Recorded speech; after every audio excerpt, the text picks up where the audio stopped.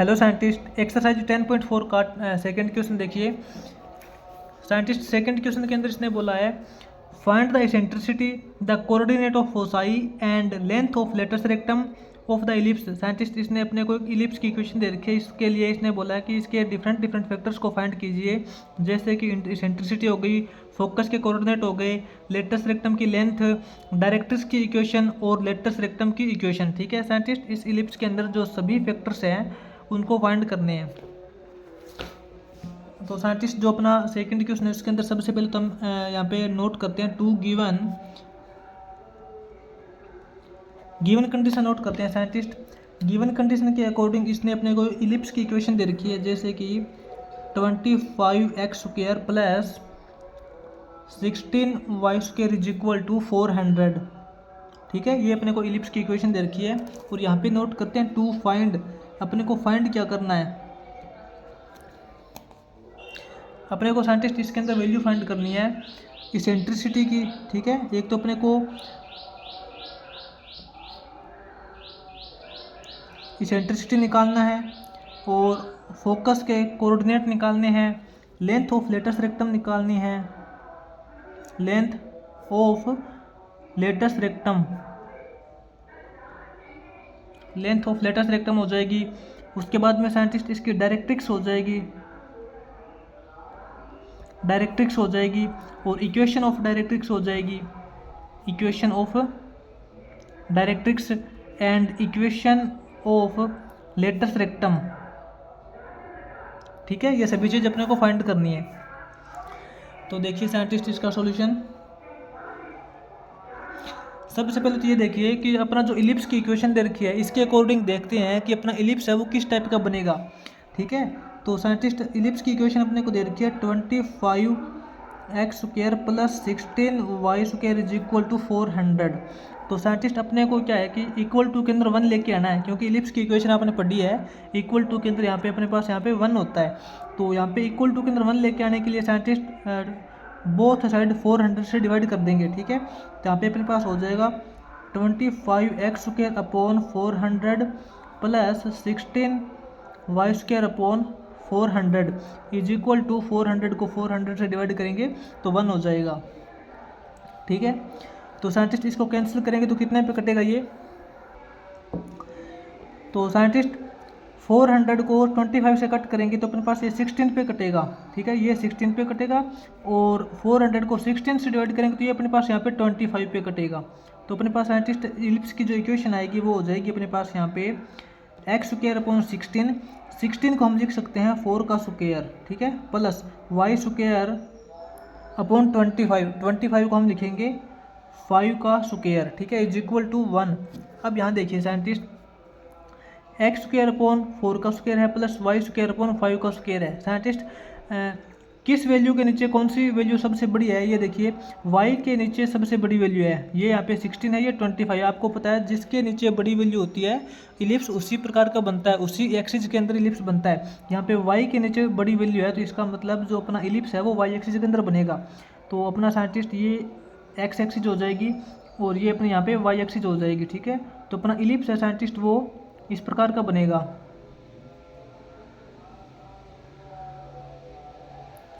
ये साइंटिस्ट अपना y axis के अंदर इलिप्स हो जाएगा। ठीक है, जिसके लिए साइंटिस्ट अपने पास यहाँ पे a की वैल्यू 5 हो जाएगी। इसके अकॉर्डिंग साइंटिस्ट देखिए a की वैल्यू अपने पास 5 है और b की वैल्यू अपने पास यहाँ पे 4 है। ठीक है ना, तो जिस पॉइंट को टच करता है साइंटिस्ट उसको हम बोलते हैं 0a, यानी कि ये अपना पॉइंट हो जाएगा 0 और 5 हो जाएगा, ये अपना 0 और -5 हो जाएगा। और ये जो पॉइंट अपने साइंटिस्ट माइनर एक्सिस है ये अपना पॉइंट हो जाएगा 4 और 0, और ये वाला अपना पॉइंट हो जाएगा -4 और 0। साइंटिस्ट इसके दो फोकस हो जाएंगे, एक तो ये फोकस हो जाएगा और एक इसका ये फोकस हो जाएगा। ठीक है, इसको हम फोकस S मान सकते हैं, इसको S नोट मान लेंगे। इस फोकस के लिए इसकी डायरेक्ट्रिक्स ये हो जाएगी और इस फोकस के लिए इसकी डायरेक्ट्रिक्स ये हो जाएगी। तो साइंटिस्ट देखते हैं, सबसे पहले तो निकालते हैं इसकी इसेंट्रिसिटी। इसेंट्रिसिटी की वैल्यू होती है scientist under the root a² minus b² upon a। ठीक है, तो वो हो जाएगा साइंटिस्ट अपने पास अंडर रूट ए स्क्वायर, ए की वैल्यू साइंटिस्ट अपने पास यहाँ पे 5 है तो इसका स्क्वायर करेंगे 25 हो जाएगा, 25 माइनस बी स्क्वायर यानी कि बी का स्क्वायर करेंगे 16 अपॉन ए की वैल्यू 5। तो साइंटिस्ट इसकी सेंट्रिसिटी कितनी आ जाएगी, 25 माइनस 16 करेंगे 9 हो जाएगा, और 9 का स्क्वायर रूट करेंगे 3, ठीक है, 3/5। तो साइंटिस्ट इसकी सेंट्रिसिटी अपने पास आ जाएगी 3/5। अब साइंटिस्ट इस सेंट्रिसिटी का यूज करके इसके फोकस निकाल सकते हैं और इसकी डायरेक्ट्रिक्स भी निकाल सकते हैं। तो फोकस पॉइंट निकालिए साइंटिस्ट। इसके जब हम फोकस पॉइंट निकालेंगे एस के कोऑर्डिनेट साइंटिस्ट देखिए फोकस अपना हो जाएगा प्लस माइनस ए ई और 0, ठीक है, यहाँ पे साइंटिस्ट फोकस है ना वो 0 और ए ई है, क्योंकि एक्स एक्सिस के अंदर 0 है और वाई के अंदर ए ई है, ठीक है। तो यहाँ पे इसका फोकस पॉइंट क्या हो जाएगा, यहाँ पे 0 हो जाएगा और यहाँ पे प्लस या माइनस ए ई हो जाएगा। तो फोकस पॉइंट साइंटिस्ट अपना क्या बनेगा, देखिए 0 और प्लस माइनस ए की वैल्यू अपने पास यहाँ पे 5 है, इंटू ई इसेंट्रिसिटी 3/5 है, ठीक है। तो अपने फोकस पॉइंट हो जाएंगे साइंटिस्ट 0 और प्लस माइनस 3, ठीक है ना। अपनी जो फोकस है ये क्या है, एक्स के अंदर तो 0 है लेकिन वाई के अंदर 3 है, ये अपना एक्स के अंदर 0 है लेकिन वाई के अंदर -3 है, ठीक है। अपने फोकस पॉइंट आ जाएंगे साइंटिस्ट, इसेंट्रिसिटी आ गई। अब अपने को निकालनी है लेंथ ऑफ लेटेस्ट रेक्टम, उससे पहले डायरेक्ट्रिक्स निकाल लेते हैं इसकी।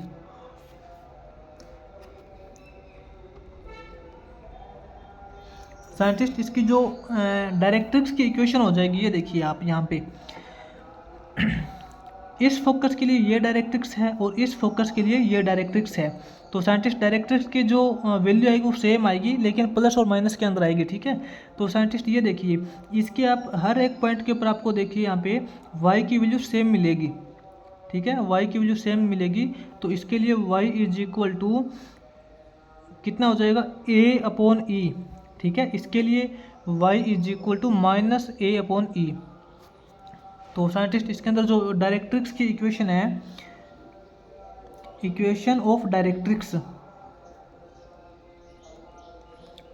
के लिए इक्वेशन हो जाएगी अपने पास y is equal two plus minus a/e, ठीक है।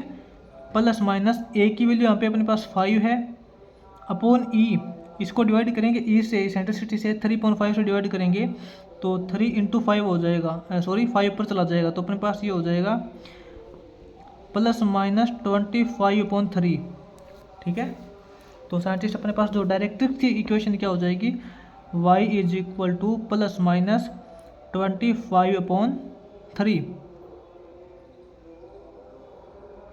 ये इसकी डायरेक्ट्रिक्स की इक्वेशन हो जाएगी। उसके बाद साइंटिस्ट इसने बोला है length of latus rectum. Scientist आपको पता है लेटेस्ट रेक्टम क्या होती है, लेटेस्ट रेक्टम होती है कि इसके फोकस पॉइंट से बिल्कुल परपेंडिकुलर लेंथ, फोकस पॉइंट के ऊपर बिल्कुल परपेंडिकुलर पास होने वाली लाइन की लेंथ कितनी है, यानी कि यहाँ से लेके यहाँ तक की जो लेंथ है, यहाँ से लेके यहाँ तक की लेंथ, और इसी प्रकार यहाँ से लेके यहाँ तक की लेंथ, ठीक है। तो साइंटिस्ट दोनों लेंथ सेम मिलेगी। तो देखते हैं लेंथ क्या है इसकी, length of latus rectum, length of latus rectum, latus rectum की लेंथ होती है साइंटिस्ट इलिप्स के केस के अंदर, यहाँ पे नोट कर लेना, वो होती है 2b²/a, ठीक है। इलिप्स के केस के अंदर लेटेस्ट रेक्टम की जो लेंथ होती है 2b²/a होती है। तो इसके अंदर नोट करेंगे वैल्यू 2 × b², b की वैल्यू 4 है, b² करेंगे 16 हो जाएगा, 2b²/a, a की वैल्यू 5 है, तो इसकी हो जाएगी साइंटिस्ट अपने पास 16 × 2 करेंगे 32/5, ठीक है। लेंथ ऑफ लेटेस्ट रेक्टम हो जाएगी 32/5। अब इसने बोला है इक्वेशन ऑफ लेटेस्ट रेक्टम, ये जो अपने पास लेटेस्ट रेक्टम है इसकी इक्वेशन क्या हो जाएगी, इसकी इक्वेशन देखिए साइंटिस्ट, जैसे हमने डायरेक्ट्रिक्स की इक्वेशन निकाली थी उसी प्रकार इसकी इक्वेशन क्या हो जाएगी,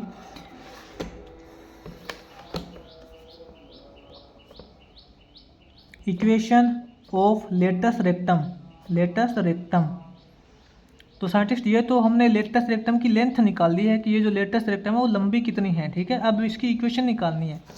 तो इसके अंदर देखिए साइंटिस्ट, अपने जो लेटेस्ट रेक्टम है, चाहे आप यहाँ से लेके यहाँ तक की जो लेटेस्ट रेक्टम है, इसके अंदर आप किसी भी पॉइंट को चूज कर लीजिए, हर एक पॉइंट के ऊपर आपको वाई की वैल्यू सेम मिलेगी, ठीक है। और जिसकी वैल्यू सेम मिलती है उसी की फॉर्म के अंदर अपने को इक्वेशन मिलती है।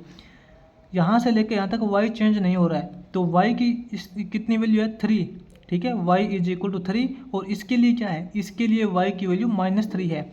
यहाँ से लेके यहाँ तक वाई की वैल्यू -3 है, तो वाई इज इक्वल टू +-3। तो इक्वेशन ऑफ लेटेस्ट रेक्टम हो जाएगा y इज इक्वल टू +-3, ठीक है। ये साइंटिस्ट अपने पास लेटेस्ट रेक्टम की इक्वेशन आ जाएगी, ये लेटेस्ट रेक्टम की लेंथ आ जाएगी, ठीक है। ये अपने पास इक्वेशन ऑफ डायरेक्ट्रिक्स आ जाएगी, और फोकस पॉइंट आ गई, और इसेंट्रिसिटी आ गई। इसके अलावा साइंटिस्ट इसने क्या बोला है निकालने के लिए, बस इतने कंडीशन अपने को दे रखी थी, ठीक है। तो अपने यहाँ पे सेकंड इक्वेशन कंप्लीट हो जाएगा ये। आगे साइंटिस्ट इसका थर्ड क्वेश्चन देखिए। थर्ड क्वेश्चन के स्टेटमेंट के अंदर दे रखा है साइंटिस्ट, इसका फर्स्ट पार्ट है find the eccentricity of ellipse. अपने को इलिप्स की इसेंट्रिसिटी निकालनी है, जिसके लिए इसकी जो लेटेस्ट रेक्टम है वो हाफ दे रखी है माइनर एक्सिस से, ठीक है। तो देखते हैं साइंटिस्ट, गिवन सबसे पहले तो इसका जो थर्ड क्वेश्चन का फर्स्ट पार्ट है, फर्स्ट पार्ट के अंदर हम यहाँ पे नोट करते हैं 2 गिवन। अपने को गिवन वैल्यू क्या दे रखी है,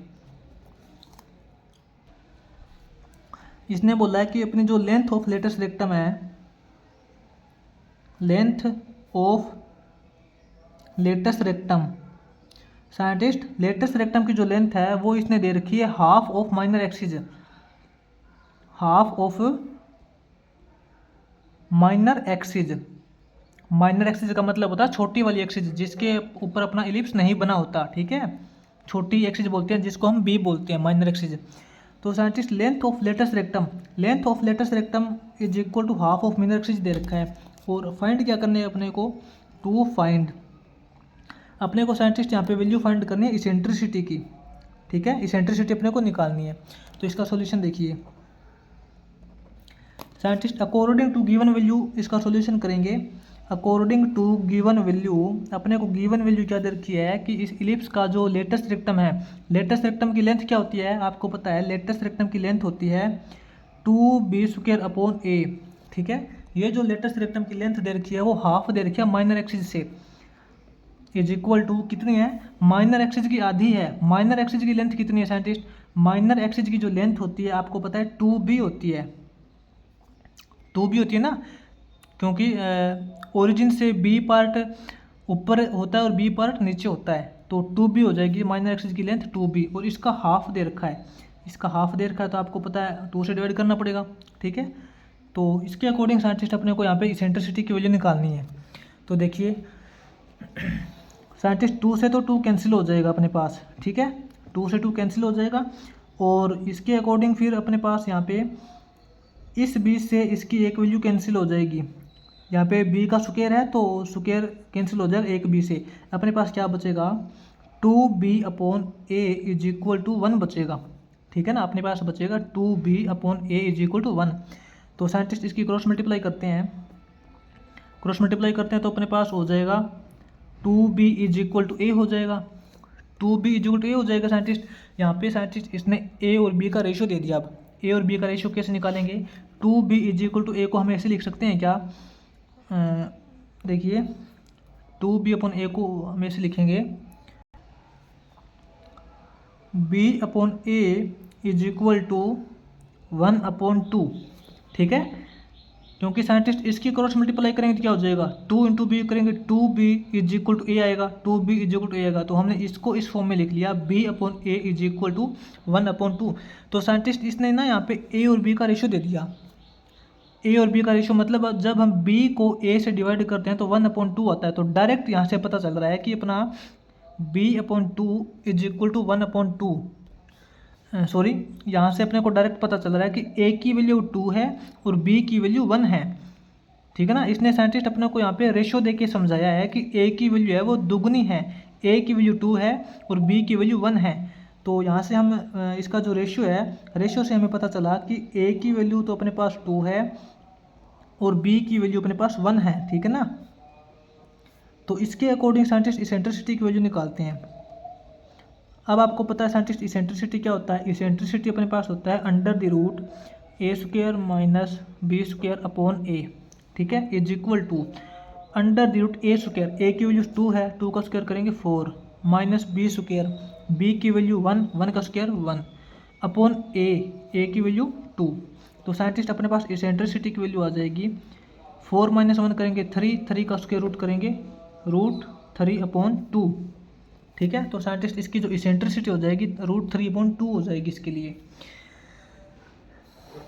तो साइंटिस्ट यहाँ पे थोड़ा सा ध्यान दे लेना, आपको यहाँ पे रेशियो कंपेयर करना आना चाहिए कि बी अपॉन ए का जो रेशियो दे रखा है 1/2 है, ठीक है ना। इसका मतलब साफ पता चल रहा है कि ए की वैल्यू 2 है, यानी कि ए है वो 2 गुना है बी से, ठीक है।